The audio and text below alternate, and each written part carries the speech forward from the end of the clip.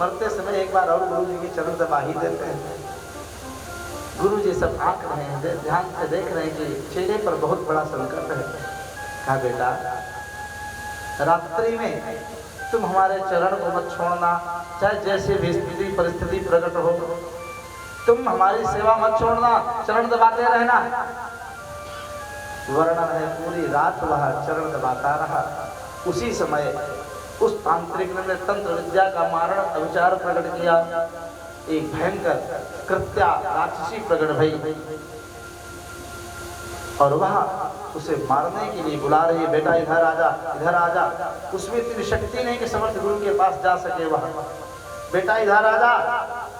लेकिन कहा नहीं नहीं मैं नहीं आऊंगा, हम अपने गुरु जी की आज्ञा में नहीं आएंगे।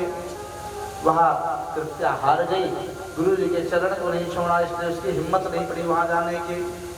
समय उसका पूर्ण हुआ, वो गायब हो गई। तांत्रिक ने देखा हमारी निष्फल हो गई कृत्या का प्राकट्य। उसने लोभ को प्रकट किया, पहले क्रोध का प्राकट्य किया, क्रोध रूपी कृत्या का, लोभ रूपी माया को प्रकट किया तांत्रिक ने। और एक देवी उसके सामने प्रकट होकर के खूब स्वर्ण आदि की वर्षा करने लगी, खूब रक्त प्रकट करने लगी। गुरुजी तो सो रहे हैं, अपने दिव्य समाधि में हैं, चेला चरण दबाए रहे हैं समर्थ गुरु रामदास जी के, और देख रहा पास में मानो लक्ष्मी प्रत्यक्ष प्रकट होकर के धन की वर्षा कर रही है, लोभ दे रही है, आ जाओ ले जाओ स्वर्ण, ले जाओ स्वर्ण। कान्हा हमारे गुरु जी की आज्ञा है, हम नहीं छोड़ेंगे चरण सेवा, हमको कुछ नहीं चाहिए। तीसरी बार उसने माया का और विकराल रूप लिया और उसकी माता के रूप में माया को प्रकट किया तांत्रिक ने। सच्ची घटी घटना है एकदम। उसकी माता प्रकट हो गई, रोने लगी कुछ दूरी पर, बेटा आ जाओ, हमने सुना कि तुम सूर्योदय नहीं दिख पाओगे, कल मर जाओगे, बेटा आ जाओ, एक बार मैं तुमको लगा लूं अपने सीने से। रोने लगी पुत्र के वियोग में। इस बार किंचित वह बालक डिगा। अब माता को रोता हुआ देख करके कौन बालक नहीं डरेगा। सोचा कि चलो माता को भी प्रणाम कर लूं, माता से मिल लूं। कि जो ही उठने के हुए याद आ गई, गुरुजी ने आज्ञा दी थी चरण मत छोड़ना, तुम हमारा सेवा मत छोड़ना। फिर से मन बदल दिया, बैठ गए और कहा माँ मैं आपके पास नहीं आ सकता हूँ, हमारे गुरु जी की आज्ञा नहीं है, हम तुम्हारे पास नहीं आएंगे। समय बीता, सूर्योदय हो गया सज्जनों, अभी भी वह बालक चरण दबा रहा है अपने गुरु जी का। आज गुरु जी जान करके थोड़ा देर में उठ रहे हैं कि सूर्योदय के बाद इसकी मृत्यु होनी थी। धूप की तेज हुई है, अभी भी वह बालक गुरु जी के चरण दबा रहा है। समर्थ गुरु रामदास जी ने उगते हुए मुस्कुराते हुए अपने शिष्य की तरफ देखा। अब बेटा बहुत उजाला हो गया, सूर्योदय हो गया क्या? हाँ गुरुजी सूर्योदय तो हो गया। क्या तुम मरे नहीं? तुमको तो तांत्रिक ने श्राप दिया था कि तेरा वध कर दूंगा, मैं तुझे मार डालूंगा सूर्योदय से पहले ही, सूर्य नहीं देखेगा। गुरु के चरण में सिर को रख दिया। गुरु जी ये आपकी परम कृपा है कि मैं इस समय जीवित हूँ। ऐसे गुरु की महिमा सज्जनों। तो समर्थ गुरु रामदास जी की ऐसी दिव्य महिमा, वैसे ही परम समर्थ भगवान सुखदेव जी की सापाशक्त तक्षक नाग के दंशन से पहले परीक्षित को मुक्ति प्रदान किए हैं। सूत जी से फिर से प्रश्न किया सौनकादिक ऋषियों ने, ये परीक्षित जी कौन है, इनका परिचय क्या है? देखो महाभारत का युग चल रहा था, ये कुरुवंश के हैं, पांडवों के वंश में पैदा हुए थे। यदा मृधे कौरव संजयानां वीरे स्वथो वीरगतिं गतेषु मृगोदरा विद्धगदा विमरस भगनोर्दण्डे धृतराष्ट्रपुत्रे। महाभारत के अंतिम क्षण में जब धृतराष्ट्र के पुत्र दुर्योधन की गुरु भीम के प्रचंड गदावेग से टूट गई, कृतवर्मा कृपाचार्य अश्वत्थामा आकर के दुखी भय। दुर्योधन ने ताव में आकर के बड़ी खरी खोटी सुनाई, तुम जैसे वीरों के होते मेरी ये दुर्दशा, हम सब भाई सब मारे गए, पांचों पांडव आज भी जीवित, आवेश में आकर के अश्वत्थामा ने प्रतिज्ञा की, सूर्योदय से पहले पांडवों का वध न किया तो मैं द्रोणाचार्य का पुत्र नहीं, ब्राह्मण गति को न पाऊंगा। रात्रि में काकूर न्याय के द्वारा सोते हुए कौवे को जैसे उल्लू मार डालते हैं, वैसे ही सोते हुए पांडवों को मैं मार सकता हूँ धोखे से। गोविंद श्री हरि जिसके रक्षक हैं, उसका कौन क्या कर सकता है। और इस प्रकार से आज भगवान पांडवों को लेकर के दूर चले गए। अपने पिता के सेज को खाली देख करके द्रौपदी के द्वारा 5 पुत्र उत्पन्न हुए थे, 5 पांडवों से। प्रतिविंद्र, सुतसेन, शतानी, सुतकर्मा इनका नाम है। और सब अपने पिता की तरह ही रूप रंग ढंग बल शरीर वाले हैं। अपने पिता की सेज में ले गए। अश्वत्थामा अंधेरी रात में आया, तलवार निकाल करके 5 पुत्रों का वध किया, धृष्टद्युम्न का वध किया और पुतली बना करके पांडव के पुत्रों को दुर्योधन की तरफ लेके चला। करते करते रात्रि बीत गई, प्रातःकाल भोर का समय हुआ।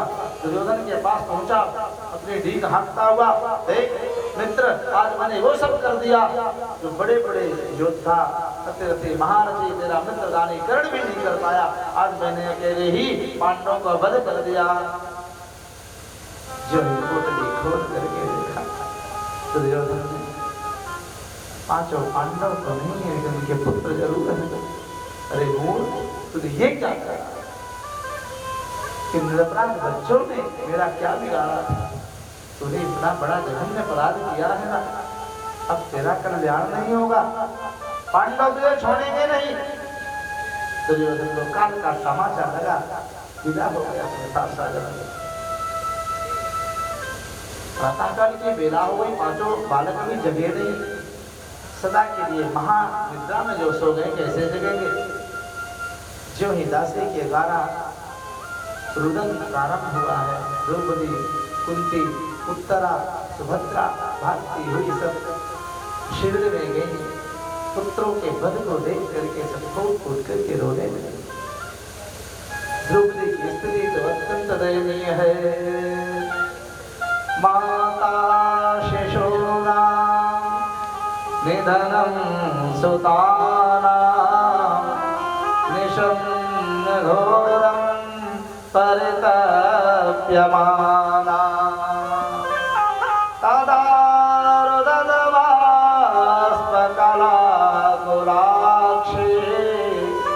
तां सान्त्वयन्नाह किरीटमाली।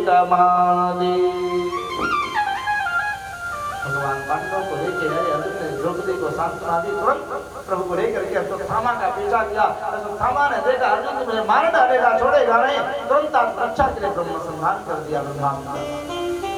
हरि करते अर्जुन की तरफ आ रहा है। अर्जुन त्राहि करने लगे, हे गोविंद मेरी रक्षा करो। ब्रह्मास्त्र है अश्वत्थामा का, दूसरे ब्रह्मास्त्र के द्वारा इसका संहार कर दो। अर्जुन ने तुरंत वैसे किया, दौड़ करके अश्वत्थामा को लेकर के रस्सी से बांध कर कसाई की तरह रथ पे पटक करके लेकर के सीधे सभा में लाके पटक दिया द्रौपदी के सामने। प्रथम स्कंद में 3 दिव्य नारियों का चरित्र का वर्णन है। द्रौपदी का चरित्र, कुंती का चरित्र और उत्तरा का चरित्र। जो है उत्तरा ने देखा गुरुपुत्र द्रोणाचार्य के पुत्र को अश्वत्थामा को बांध करके लाए हैं। वर्णन है सज्जनों। द्रौपदी ने जब देखा गुरुपुत्र की ऐसी दुर्दशा, हृदय फटने लगा और दुख के सागर में डूबने लगी। वे तो 5 पुत्रों का गम था ही, सहन न हुई जब ऐसी स्थिति। अश्वत्थामा की दुर्दशा देख करके जब द्रौपदी से रहा न गया, तुरंत कह पड़ी, हे महाराज अर्जुन, इन गुरुपुत्र को छोड़ दीजिए, छोड़ दीजिए। बंधनालयनं सते मुच्यतामेष ब्राह्मणो नितरां गुरुः। गुरुपुत्र है, ब्राह्मण है, इनको छोड़ दीजिए, इनको छोड़ दीजिए। दिव्य अस्त्र शस्त्रों के साथ ज्ञान विज्ञान को गुरु द्रोणाचार्य की कृपा से आपने प्राप्त किया है। इस वही भगवान द्रोण प्रजा रूपेण भगवते आसते, पुत्र के रूप में गुरु द्रोणाचार्य ही तो हैं, अतः इनको छोड़ दो। दूसरी बात, हे महाराज इनको मारने से मेरे पुत्र तो जिएंगे नहीं, और मैं ये नहीं चाहती हूँ कि जिस पुत्र के दुख सागर में मैं डूबी हूँ इनका वध कर दो और दूसरे ही क्षण मेरी गुरु माता गौतमी पुत्र के दुख के सागर में डूब जाए। इनका वध कर दोगे तो जो दुर्दशा पुत्र के वियोग में मेरी हो रही है, हे महाराज वही दुर्दशा हमारे गुरु माता की होने लगेगी। मारो दीनस्य जननी गौतमी पति देवता यथा हम मृतवत सारता रोदिन्यस्रो मुझे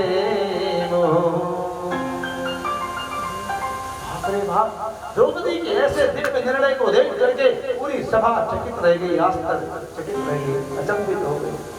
धन्य है विशाल द्रौपदी का हृदय, 5 पुत्रों का हत्यारा उसको कहती छोड़ दो। विचार करो माता जी, अगर आपके बच्चे को नाती को कोई पास पड़ोस का व्यक्ति एक तमाचा मार दे तो हम आप क्या करते हैं? तुरंत गठिया डंडा लेकर पहुंच जाते हैं, बड़े एक चलने में थोड़ी परेशानी है, टेकते पहुंच जाते हैं, करे तो यार हमरे गधेल को मारे हैं, अब भाई मैं तो का बतावा, तुरंत लड़ाई झगड़ा करने लगते हैं। अब द्रौपदी 5 पुत्रों के हत्यारे को कहती है छोड़ दो, इनको छोड़ दो। भीमसेन ने कहा छोड़ना नहीं इस पापी को, इस आतताई को मार डालो, आतताई है ये, छोड़ने के योग्य नहीं है। भीमसेन विदा लेके दौड़े, भगवान ने रक्षा की, द्रौपदी की ये सुरक्षा